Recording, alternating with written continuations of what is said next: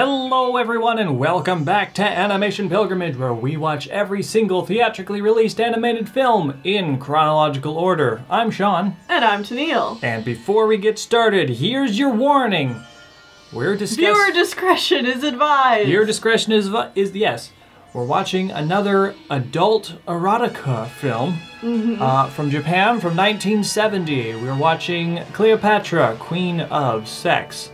While we won't be showing any sort of nudity or anything like that on screen, just know that we will be discussing it a lot because it's kind of the it's the movie. It's in the movie. We have to talk about it. We're going to be talking about it. Yeah. So if you're not okay with that, or you're underage, get out of here. Get out of here. Come back next week where we watch an okay film for people, probably. I think. I don't even know what we're watching. Yeah, we'll get to that later. Anyway, Cleopatra, Queen of Sex. Cleopatra, Queen of Sex is the second movie from Osamu Tezuka, the godfather of anime, the creator of the entire Astro Boy and everything. Oh, Astro Boy shows up in this movie. He sure does. And you might be saying, wait a minute, what? Why does Astro Boy show up in this movie? Because he can, that's why. Because he can, and it's a comedy. This movie is satire? Parody of itself? I don't know. It's definitely supposed to be a comedy. You're supposed to be laughing at much of what happens. Yeah, but there's also a plot to string it along. You know, I'm gonna come out and say it right now. I kinda liked this movie. Yeah, I agree. Obviously, some of the points of this movie are problematic by today's standpoint. Oh yeah, for sure. There was a lot of, like, jokes or plot points that were in here that I was just like, But you know what? I'm thinking about it from the fact that this came out in 1970. This is the second ever movie to try to do this. The first one being by the same guys with 1001 Arabian Nights, and wow, they did such a better job the second time around. Yeah, like, don't get me wrong. 1001 Nights had some good points about it, like the animation. And the animation in this movie was also great. The animation in this movie was top notch. Yeah, like, and the colors were, like, honestly, it so blew me away. Yeah, like, I really enjoyed the visual look of this film. Once you got past the first minute or two, the first minute is so jarring. Okay, why is the first minute so jarring? Well, okay, wait. No. The first, like, 10 minutes are so jarring. And then once you kind of realize what the movie is trying to do, you're like, okay, I get it now. Alright, well, let's go. Let's do it. So, I don't know what I was expecting, but it was not this. Are we jumping into story synopsis and discussion as we go, I think? Yes. I have a feeling this episode's going to be longer. You can see by the time, see how long the video is. You know how long we talk about this. Yeah, but in general we're trying to keep episodes shorter. I don't know if we can shorten this episode, because, oh my god, this was a ride. There was so much. So, the movie starts in space, in the far-flung future of I don't know when. And we have real people with rotoscoped heads. Yeah. This is so jarring. And not what I expected from a movie about Cleopatra. And does not look good at all. Oh no, it looks horrible. It looks so horrible. And it seems like at one point they considered outlining the human shape, like the body, but then later on they were like, nah. Nah, we're not going to rotoscope the whole person. We'll just do the heads. Yeah, so half the time they have like these black lines around the body, and then half the time they don't. And there's also like the one main commander guy who's on the ship who keeps losing his mustache between frames. Uh-huh. Yeah, like, he has the mustache. And then the next scene, he doesn't have the mustache. Uh-huh. And then we switch back and he's got the mustache again. Yeah.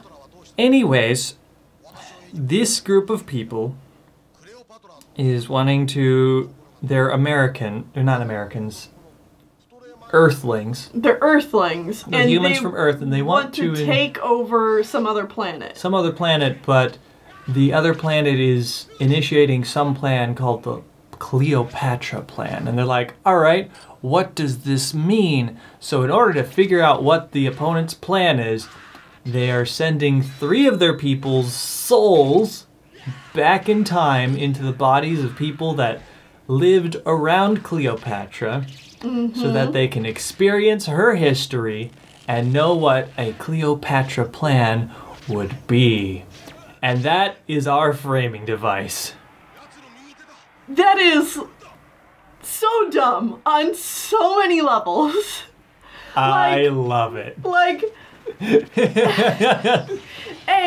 how do you even know, like, just because the plan is named after Cleopatra doesn't mean that it has anything to do with Cleopatra, or it hasn't, like, or that this, like, different planet doesn't have some other kind of understanding of what that means. Mm-hmm. And, like, it's not time travel. Mm-hmm. They're sending their souls back into the bodies of people who lived at that time who were close to her. Mm-hmm. And they don't get to do anything. They just kind of sit inside the body and watch. I mean, they have some minor effect on the characters, which we'll talk about later. Yeah. But those characters otherwise just act like they normally would, probably. Mm-hmm. So, the 3 people that they get turned into. Yes. The girl gets transferred into the body of random Egyptian girl, which we can't show because she has her tits out. Like most women in this movie, she just has her tits out for no reason. No reason, she just does. Yeah. And that's what we have to deal with. Mm-hmm. The lecherous guy from the beginning is like, oh, I'm going to be the companion of Cleopatra. Maybe I'll get with her. He turns into a leopard. Yeah, her pet leopard.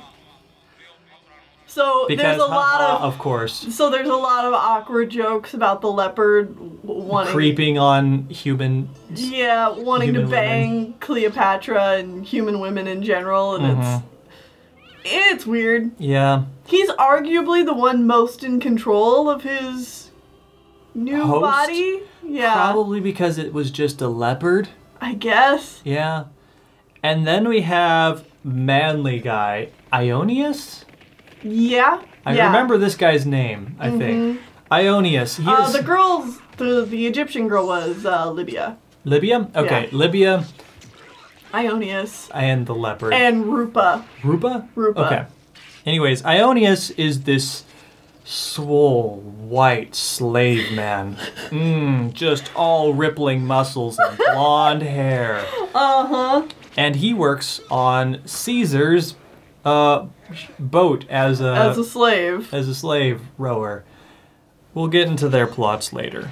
Yeah. So this movie starts with Caesar coming to Egypt and sacking everything. And there's like, okay, so now that don't worry, the whole movie isn't rotoscoped human head people. No. As you've seen, as I've shown off these other characters, most of the movie is, thank goodness, fully animated. Yeah. Once we go down to Egypt, and we get down to our real movie, there's this weird sequence of Caesar sacking this random Egypt. Town or whatever. Yeah. And, like, the art style changes every 3 to 4 seconds. I'm pretty sure there's a bunch of references here to Osamu Tezuka's other stuff. Not even necessarily him, just culture. Yeah. This is like the first movie we've watched that feels like it's just here to make jokes and mock its current time culture of the year 1970 from Japan's point of view. Right, because I feel like there's a lot of jokes were missing. Yeah, characters that were probably in like animes or something at the time that are in here. But there was also like some Peanuts styled characters. Oh yeah, it's like they're making fun of everything. Yeah. And by make fun of, they just show up. They just show up randomly. It's referential humor. Yeah, it's definitely just reference humor. But oh my gosh, did it give me whiplash. I did not know what was going on. That Astro Boy thing we were talking about. Later in the movie, Cleopatra's like, oh no, someone stop him. And then we just get a smash cut to Astro Boy flying through space. He's like, I'm on it. And then we never see him again. Yeah. Like, that's it. That's your Astro Boy reference joke. That's it. Astro Boy's here because Osamu Tezuka, the director of this movie, is the inventor of anime and the creator of Astro Boy, so he can put him in any movie he wants. Even erotica. Okay. Anyways, there's a crappy king on the throne. Pharaoh. Yeah. Yeah. And Caesar promptly kicks him out. There's a underground insurgent group. Resistance. Against Caesar. Wants to take Caesar down. And the sister of the pharaoh, Cleopatra, is like, I'm gonna do it because I can kill people and also I'm a sexy weapon. Except she's not sexy. Well, yeah, she's an ugly girl, question mark, who they're going to make beautiful. But, okay, the reason that she is the one that they choose is because she's very tight. Yeah. Yeah. Like, that is the movie reason. Men can't resist a tight girl. We're not going into it farther. That's all it needs to be said. So then they go to this guy who gives this potion to Cleopatra, which turns her bones and skin to putty. A putty, essentially, and he remolds her face and chest and whole body to be beautiful. And I can't show you any of it because it's a naked body. Right. Being played with like Play-Doh.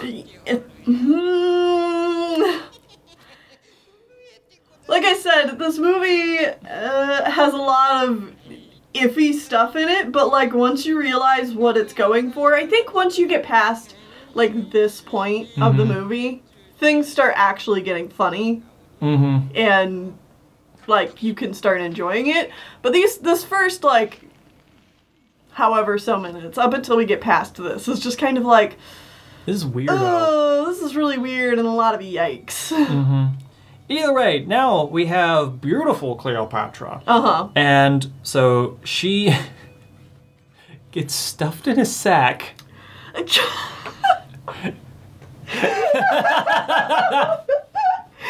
gets like not stuffed, rolled into a ball and like squished down, like an egg, and then put into a sack. And I'm pretty sure I can show you this scene because while she's technically naked, you can't see anything. Yeah. It's so weird. And she gets stuffed into a sack and taken to Caesar so that she shows up all sexy like. Well, I think the legend of Cleopatra is that like when she did first meet Caesar, she was naked and yada yada yada. Okay. I believe it. But either way, she shows up and her plan is to have sex with him and then kill him at the same time. By the way, there's also this really awful character, like this handmaiden woman, nanny lady of Cleopatra that's like terrible and I hate her. She's trying to control everything that happens and is creeping on Cleopatra like all the time. Oh, we also should point out that Caesar is green for no reason. Yeah, okay. I thought when this movie opened up, I'm like, okay, so the green people I saw on the back of the box art here, Like, that's gonna be like Aliens or something. Because sure, why not? Because Aliens, the movie started in space. It's going to be aliens that built the pyramids, sure. But no, Caesar's just green. Caesar is just green for no reason. Sure, okay. Okay, all right. Okay. I guess we're here for it. Also, Cleopatra is very white. Yeah. And, in fact, all main characters who are supposed to be attractive are white. Uh-huh. There is a very... whitewashed. This movie is incredibly whitewashed. Sure, there's a lot of dark-skinned people, but they're all supposed to be ugly, or they're minor characters in the background that you're not supposed to care about. Right. But anyone who's a main character or supposed to be attractive is either lighter-skinned or white. Like the Egyptian girl, Libya, who we can't show, is still dark-skinned, but much lighter-skinned than everybody else, other than Cleopatra. Yeah. And it's like, cool. See what you're doing there. Cool. Not cool. Not cool. All right, so she sleeps with Caesar in the most unsexy... This movie is like the least sexy thing you will ever watch. No. Alden still holds that. True. This movie is the second least sexy thing you will ever watch. Because I don't think that the soundtrack that they played here, which is just like weird thumps and drums and stuff. It makes you really uncomfortable. Yeah, it was like, this is putting me on edge. This is not making me feel like, ooh, yeah, sexy, or anything.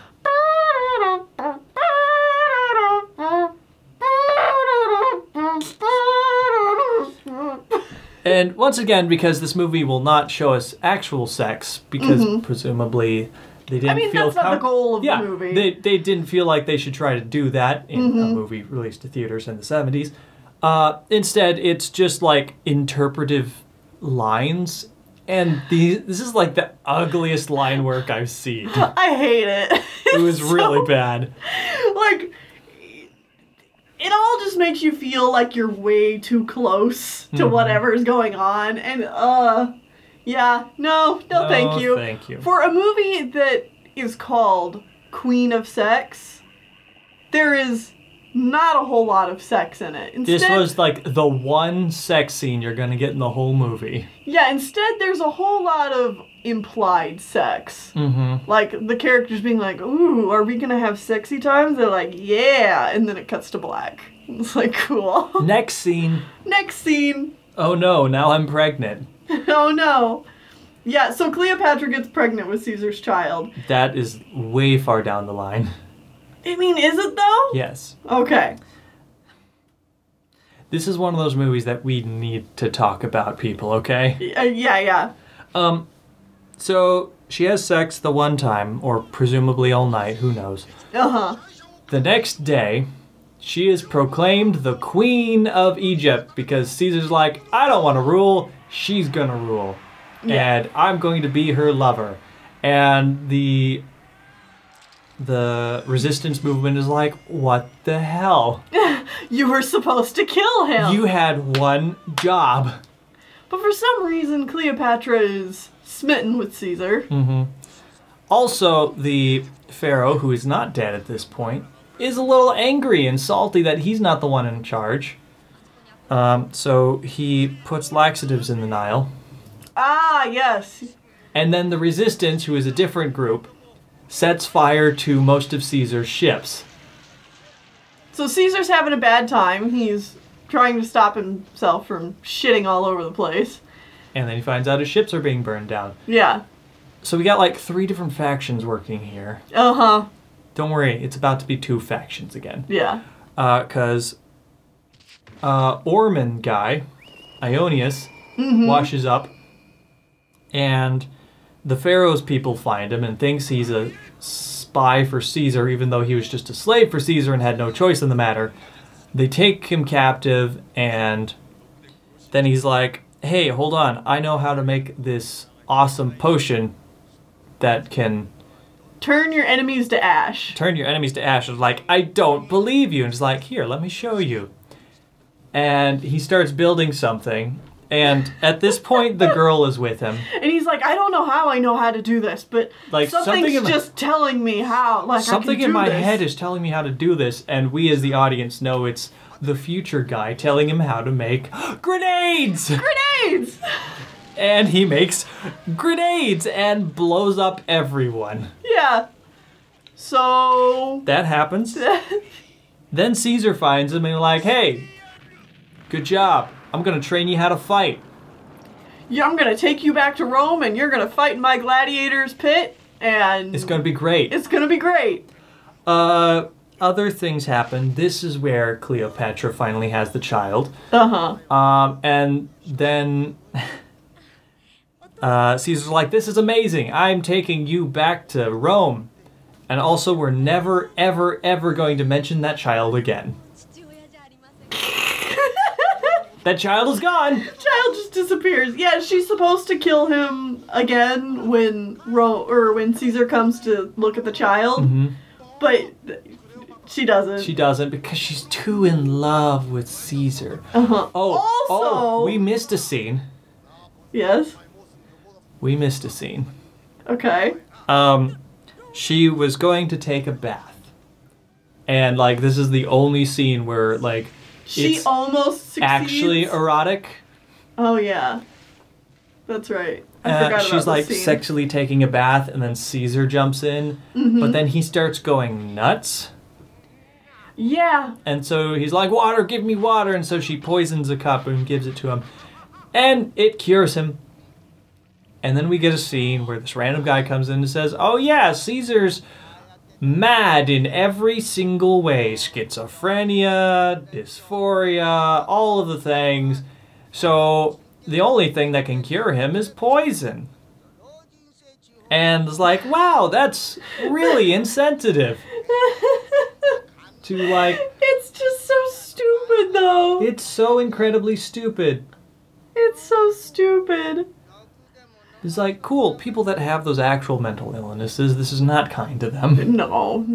Obviously. No, but, yeah, they're just like, yeah, Caesar has every mental illness known to man.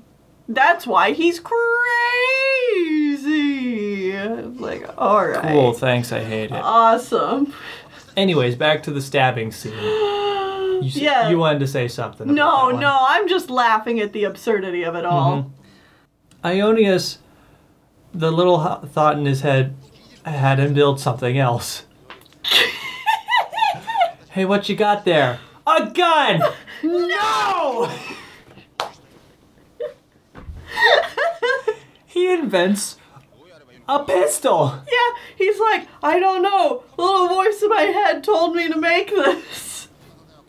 And Caesar's like, cool. How does it work?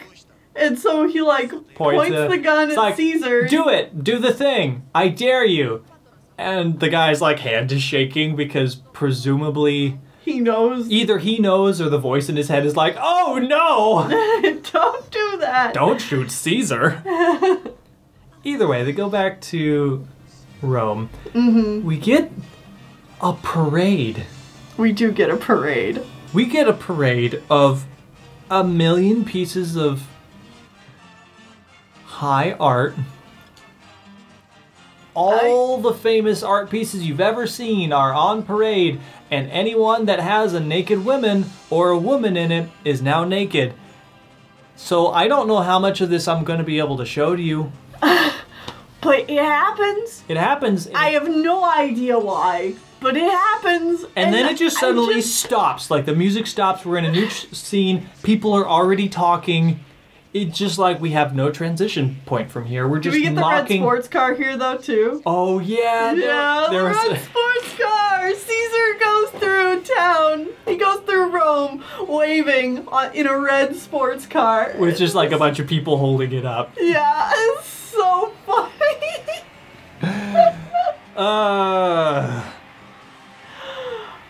Anyways, now we have the Coliseum Flight. Uh-huh. And there's the dude that's like really tall and he uses a fly swatter on Ionius. Yeah. Things happen. Eventually Ionius uses gun. Gun. And wins. Bang, bang, bang. And they're like, cool, we're crowning Caesar king or emperor or whatever now.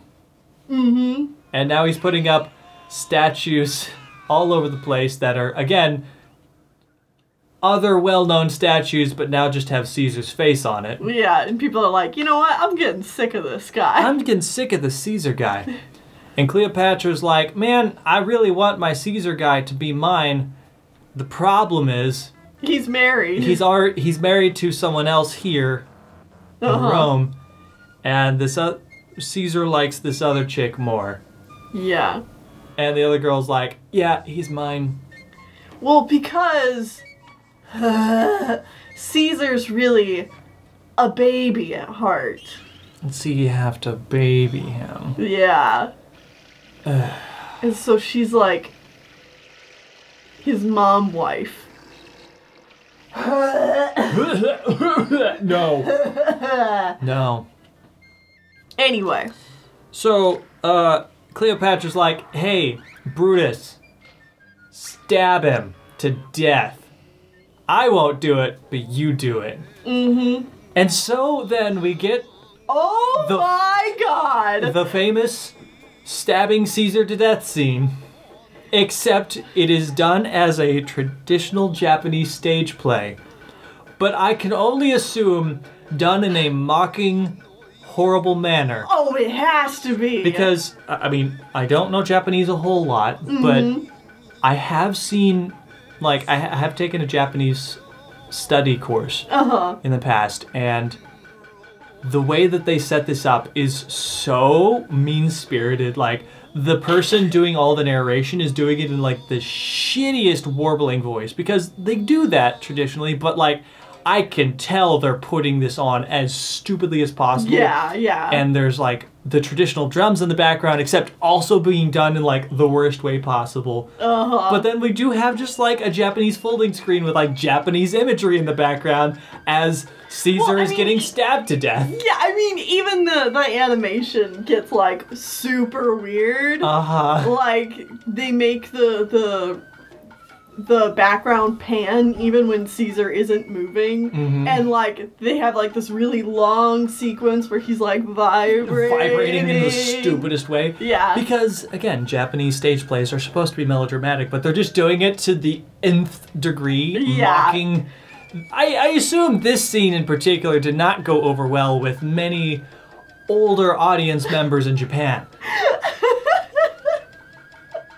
You know? Okay. Yes, but I'm just thinking of a 1970s American crowd. When this got distributed over here. Watching this movie. I don't think it did. No, it did. It did? It did. Oh. It did. And people were pissed. People were pissed because it wasn't porn. And I can assume they had no idea what the hell any of this was. It's like, I came here to be horny, and I feel so cock-blocked right now. People demanded money back. Oh, I love it. But this movie's so funny. But also, it's funny because, like, we know it's some of the jokes it's trying to make. But a 1970s audience probably wouldn't. So Caesar's now dead. Cleopatra goes back to Egypt. There's this new guy sent to take control of Egypt. Cleopatra starts sleeping with him, but this guy's weak of heart, is a simpering little sod. Yeah, whatever. Is bad at sex because he's got a small penis. Either way, Cleopatra drugs the crap out of him and gets him addicted on some poisonous alcohol or something. I don't know. Yeah. Eventually he decides he's going to... Mouth-to-mouth wine. He's going to capture... Or, like... He's going to conquer the land for Cleopatra's sake. Yes. So Caesar's nephew Can't even think of this guy's name. Yeah, I'm blanking on their names right now. But he comes in, and there's a big... Yet again, another villain who is blue-skinned. Well, blue-skinned instead of green-skinned. Well, I'm thinking of, like, Alden. Oh, he was a blue sky, correct. Blue-skinned guy, too. Alden's villain was blue-skinned. That's... Alright. Interesting choice, but okay. Either way, they come in. There's a big ship fight. All of the Cleopatra sympathizers die because they were all sexed up by the local Egyptian women who wanted them to die, so they got them tired and worn out by having sex with them all night. Yep. Cool. So they all die, except for the one guy. He somehow makes it back to Cleopatra and dies in her arms, and she is distraught because she loved him. Oh, Cleopatra. Oh, how womanly of you to just fall in love with everybody. Yeah, why? Girl. So, we get a lesbian sex scene here. Do we? Mm-hmm. I forgot that happened. It's between Cleopatra and the controlling handmaiden woman. Is it? Yes. What, that happened? Yes. Oh. It's all just like one image panning back on itself over and over again. And it's supposed to be played in a Cleopatra's not okay with this type of way. Well, yeah. And it's not great. It's pretty bad. I forgot that happened. I blocked it from my memory. Anyways, Cleopatra's super sad and stuff, and she's decided she's going to run away. She wants to be in a land where she can be free. So because she's sick of this whole ruling the world and just screwing random men and then killing them off. Yeah. Because she hates falling in love and then having them die on her. Yeah. So she escapes with the help of the 3 people from the future. Yep. They all run away to the pyramids. The pyramids. They go inside the Great Pyramid. You know what? I want to give this movie props for something. We never got the dumb, obligatory, how the nose fell off the Sphinx joke. That joke is never funny, but it's always in these movies. Any movie that takes place in Egypt. You gotta have the obligatory, oh, how'd the nose fall off the Sphinx joke. And it's not a good joke. It's never funny. But you know what? This movie is classy enough to not do it. Either way, we get here and she's cornered by the bad guy. So she's like, all right, hold on just a moment. Let me just check myself into the Hotel of Death, as they play it up, which is actually kind of funny. It is pretty funny. It's like, give me the door to room 3, please. Thank you. And goes That's the one with the cute snake. The cute snake comes in and bites you on the neck, and then she dies. And then all the friends escape, and then they go back to the future. Do we mention how blue-skinned guy is gay? A weird gay joke? He's gay. That's the joke. That's the joke. The joke is Cleopatra's womanly wiles won't work on him, but Ionius is there, and it's just a slab of absolute juicy meat, and he immediately becomes incredibly foppish, which... The joke is that he's gay. So nowadays, it's not a joke, it's just, okay, this guy is gay. Right. Because it's not even like people make fun of him for it. No. They're not like, ooh, you're gay. It's just kind of like, Ionius is a little put off because he's not gay. But that's all that the joke is. The joke in 1970s is you sit there and you laugh at the gay guy. Right, but nowadays it's just this really awkward scene as he's suddenly very foppish and you're just like... Okay, he's gay. What about it? Yeah. Alright. So, yeah, that exists. Either way, we go back to the future and they figure out that the opponent... Remember, we're in the space times now again. Yes. The opponent's plan as space people is to marry off the women of their country planet to as many humans as possible and then kill them off. Yeah. That's their plan. So presumably they're going to stop this in some way, but we don't see it because the movie ends. Well, they kind of imply that their plan's already in motion and, like, they've already... started doing it? Yeah. So it's like, okay. And then the movie's just over. Mm-hmm. So, yeah. That was Cleopatra. It's a bunch of yikes, but it's also so bad it's good, and sometimes it's just genuinely funny. Yeah. So, I would honestly recommend this if you want a movie to laugh at. Oh, yeah. Like, get a group of friends together, as long as you are all a big group of friends that's comfortable with, like... Adult content. Mm-hmm. Like, put this on, you're gonna laugh, you're gonna have a good time. If you don't, I'm sorry. It could very easily swing one way or the other, I feel. Mm-hmm. Whether you're going to find this as hilarious as Sean and I did, or find it just insanely uncomfortable. But, like, this movie was gorgeous. Yeah, it's a really good-looking film.